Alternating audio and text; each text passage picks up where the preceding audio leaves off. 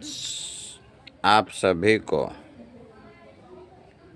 मैं नागेंद्र सिंह सादर अभिवादन प्रणाम करता हूँ। और अभी हिंदी के क्लास में मैं उपसर्ग और प्रत्यय दो विषयों पर मैं आपसे चर्चा करना चाहती हूँ।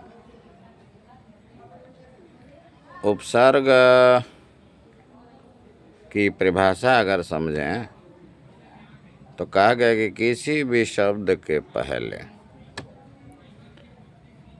जो शब्द जुड़कर और एक नया शब्द बनाते हैं, नए अर्थों वाला, उसे उपसर्ग कहते हैं। अब उदाहरण के लिए हम दे दें कुछ उपसर्ग जिन पर मैं चर्चा करने वाला हूँ, विषय रखने वाला हूँ। उसमें कुछ संस्कृत के 4 शब्द हैं कि उप, अनु, अधि, आ। ये विशेष करके संस्कृत के हैं। कुछ हैं प्र, पर, अन, आ, नि, को, शो, दो इत्यादि। तो पहला मैं ले रहा हूँ, वो पहला जो है उप, अनु, आ, उसको लेकर हम लोग सोचें उप, अनु, अधि, आ उपसर्ग। जैसे अनुगम, अनुगामी, अनुपम, अनुष्ठान, अनुश्रुति, अनुष्का इत्यादि। अधि उपसर्ग है। अधि को लेकर हम बना सकते हैं अधिगम, अधिनायक, अधिभार, अधिनियम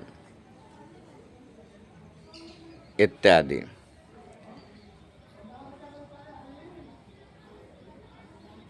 अधि हो गया आ उपसर्ग से आगम, आमद, आनक इत्यादि।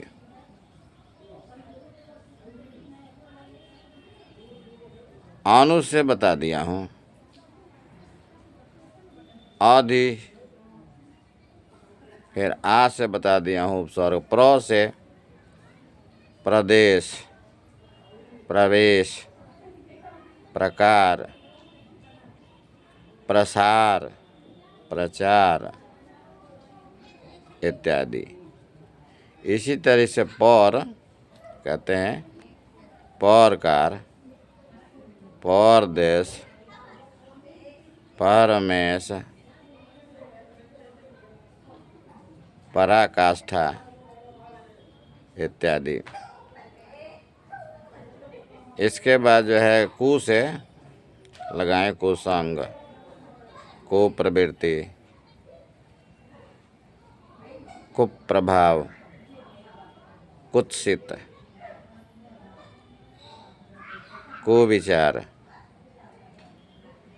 दूर जैसे लगा दिए दुर्निवार, दुर्गंध, दुर्धर्ष, दुरभिसंधि, दुर्निवार,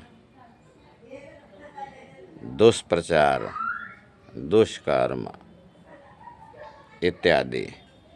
सु लगा दें सुप्रबंध, सुलेख, सुविचार, सुनियोजित इत्यादि। अन लगा देते हैं अनपेक्षित,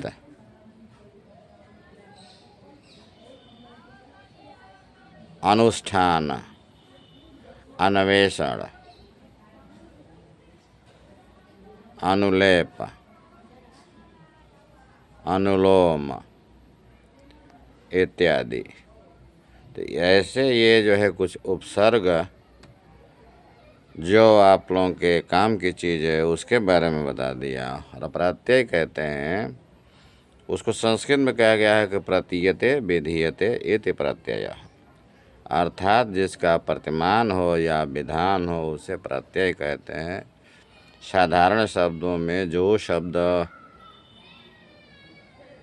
वर्ण या शब्द किसी शब्द के बाद आकर उसके अर्थ में परिवर्तन कर दें उसे कहते हैं। जैसे आन, मान,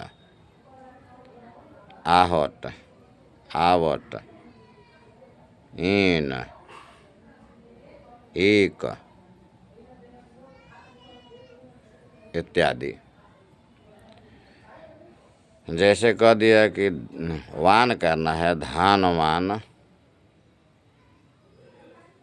दयावान,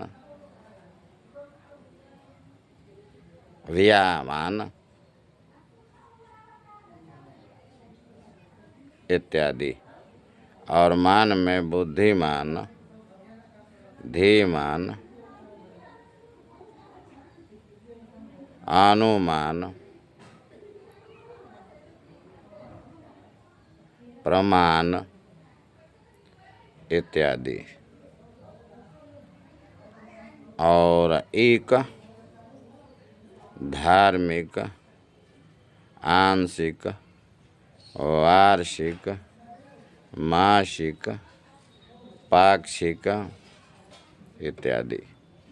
आवट में बुनावट, तरावट, लिखावट, बुनावट, सजावट इत्यादि। और आहट में कड़वाहट, झंझनाहट, सनसनाहट,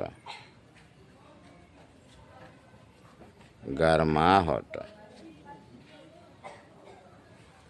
और जैसे इन लगा दिए जाए, सारी पंडिताइन, ठाकुराइन, यादवाइन, नाइन, बनियाइन, पनहेरिन इत्यादि।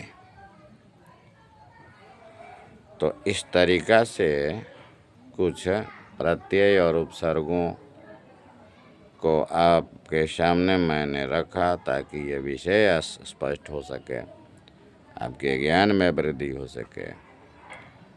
इन्हीं शब्दों के साथ मैं आज की कक्षा सुसायं ऐसा वचन कह के मैं समाप्त करता हूँ। धन्यवाद। भवेत् तावत् सर्वेषां मंगलम्।